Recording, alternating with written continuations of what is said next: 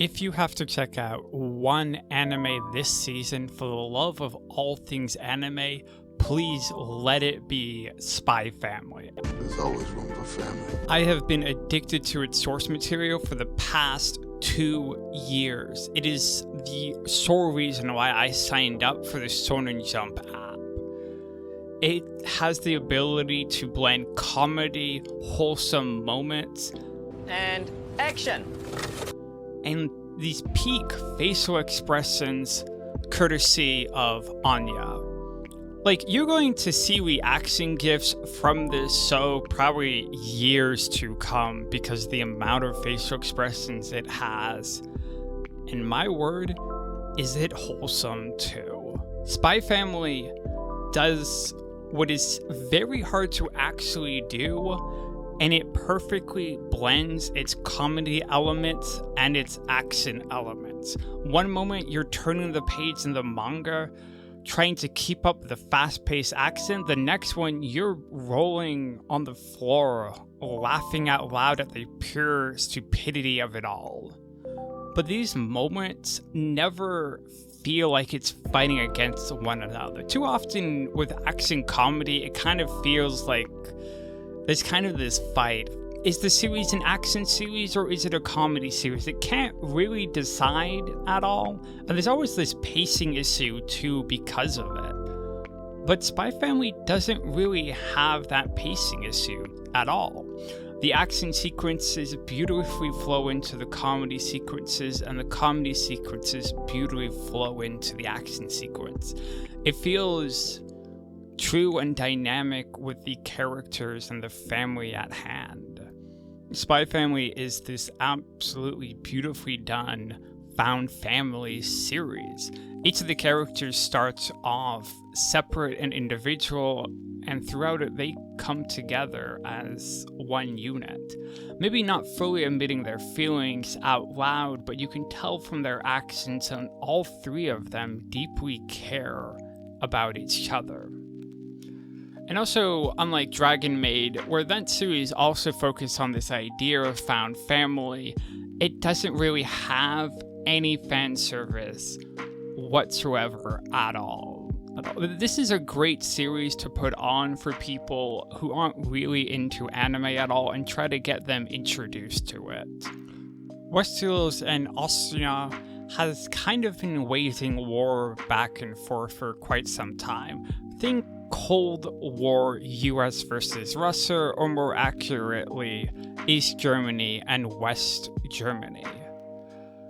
Right now, they've entered into a moment of peace, but that peace is at risk because the leader of the National Unity Party could possibly derail peace talks.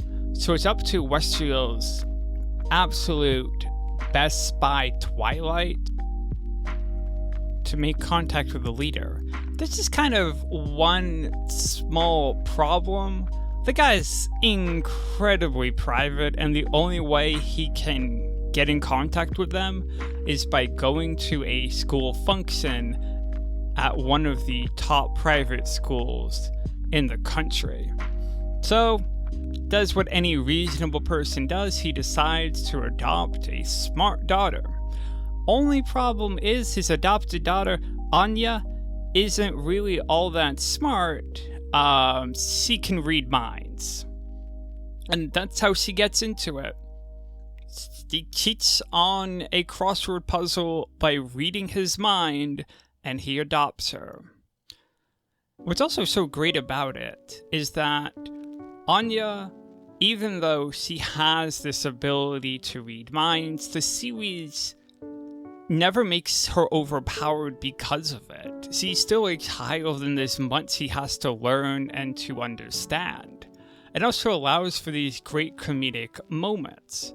Like in the first episode where she blurts out she likes peanuts because she hears Twilight, codename Lloyd, talk about that he has to understand her in order for the mission to be successful. And because Anya watches so much spy television, it's probably one of her favorite series ever, She's so fascinated and excited about her adopted father. And throughout like the first episode, there's always this distance between the two of them at first. The distance mainly from Lloyd versus Anya, but Lloyd slowly starts to accept and be weakened by Anya, too. There's this absolute adorable moment at the end of the first episode where Anya crawls up to Lloyd and falls asleep in his arm. Of course, Lloyd, being a spy, wakes up and worries he's going to kill him.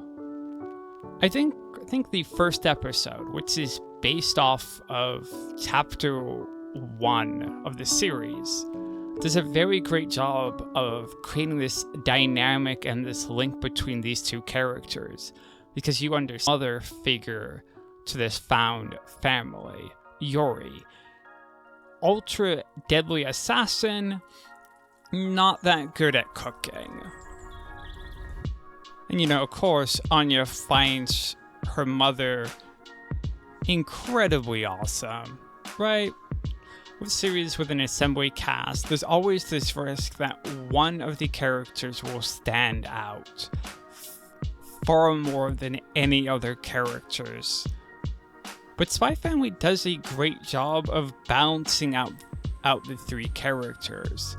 Story arcs will weave on the focus of them. Lloyd is obviously kind of focused on a tiny bit more, but he doesn't eclipse or overshadows the other two.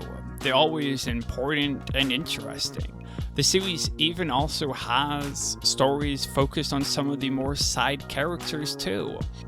Those chapters are incredibly fun to read, and I never felt like I had to get through it fast or quick for it to be over. I fully enjoyed them. Anyways, I'm the Forgotten Critic, and once again, I have been forgotten.